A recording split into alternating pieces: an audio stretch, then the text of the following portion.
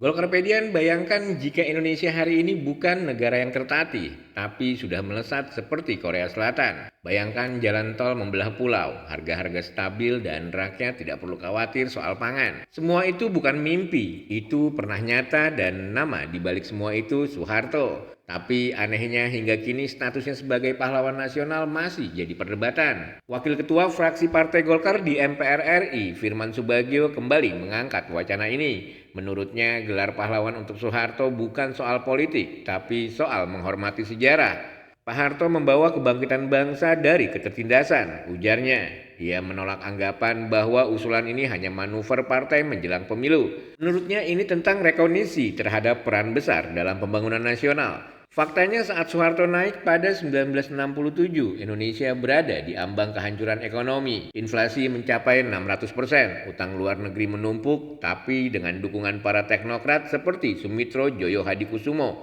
ia berhasil membalikan keadaan. Pada 1984, Indonesia swasembada pangan.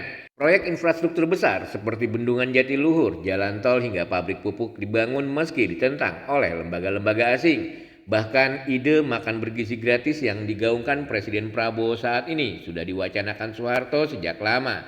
Tapi semua pencapaian itu tidak lepas dari bayang-bayang kelam Orde Baru, pembungkaman pelanggaran HAM dan korupsi yang merajalela di akhir masa kekuasaan. Dan disinilah perdebatan itu menguat. Apakah kita bisa menilai sejarah secara utuh? Apakah mungkin mengakui jasa seseorang tanpa menutup mata pada sisi gelapnya? Pertanyaannya ini bukan hanya untuk politisi. Ini pertanyaan untuk kita semua, rakyat generasi muda saksi sejarah.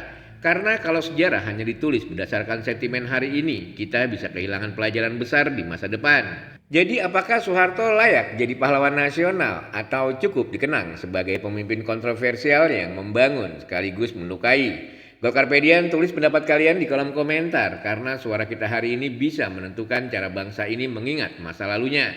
Sejarah bukan milik elit, ia milik semua yang peduli pada kebenaran.